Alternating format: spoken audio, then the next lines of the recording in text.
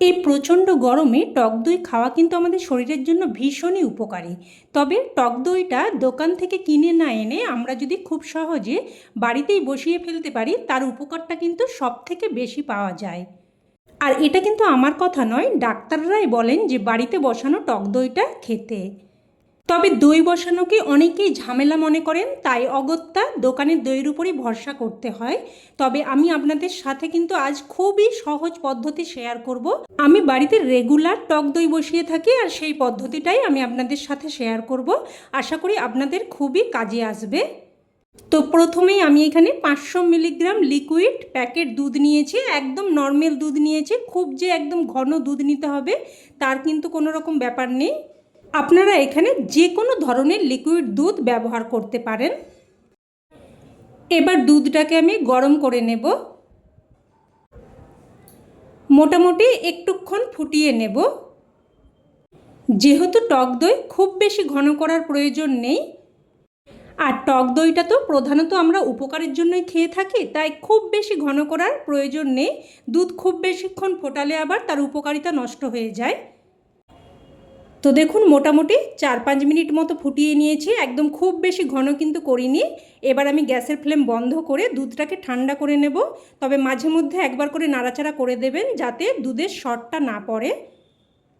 এবার এখানে আমি দেখুন 1/2 চামচ মতো টক দই নিয়েছি। আর আমি যেহেতু বাড়িতে রেগুলার টক দই বসাই, তাই তার থেকেই একটুখানি দই রেখে দিয়েছি।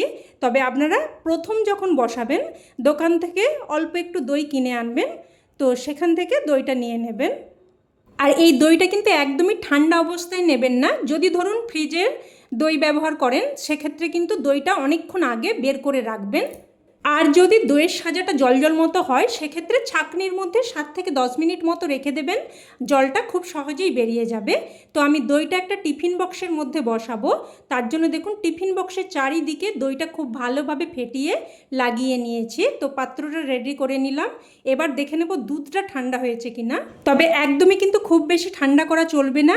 আর টক দই বসানোর একদম গোপন রহস্য বা গোপন টিপস যদি বলেন, তাহলে আমি বলবো এই দুধের তাপমাত্রা। দেখুন, এইভাবে আঙুল ডুবিয়ে দেখে নিতে হবে। আমি কিন্তু আঙুলটা ডুবিয়ে রাখতে পারছি না, 10 সেকেন্ড মতো ডুবিয়ে রাখতে পারছি না, তার মানে দুধটা কিন্তু এখনও অনেকটাই গরম আছে। তাই আবারও আমি দুধটা আরেকটু ঠান্ডা করে নেব। আর এই দুধের তাপমাত্রাটা যদি ঠিক থাকে, তাহলেই কিন্তু দই একদম পারফেক্টভাবে বসবে। দেখুন, আবারও আঙুল ডুবিয়ে আমি দেখিয়ে নিলাম। তো এখন আমি কিন্তু 10 সেকেন্ড মতো রাখতে পারছি। মোটামুটি দুধটা যেন ঈষদুষ্ণ গরম থাকে। আপনারা হয়তো অনেকেই জানেন দই ল্যাক্টোব্যাসিলাস ব্যাকটেরিয়ার কারণে বসে, আর এটা কিন্তু 38 থেকে 40 ডিগ্রি তাপমাত্রায় সব থেকে ভালো বংশবিস্তার করতে পারে। তাই এই তাপমাত্রাটাই আমাদের রাখতে হবে। আর এই তাপমাত্রাটা আমরা কিন্তু এইভাবে আঙুল ডুবিয়ে বুঝতে পারি। মোটামুটি ঈষদুষ্ণ দুধটা গরম থাকলেই চলবে। তো এবার দুধটা আমি টিফিন বক্সের মধ্যে ঢেলে নিয়েছি, আর খুব ভালোভাবে মিশিয়ে নেব। ভালোভাবে মিশিয়ে নিয়ে এবার টিফিন বক্সের ঢাকনা আটকে নিচ্ছি।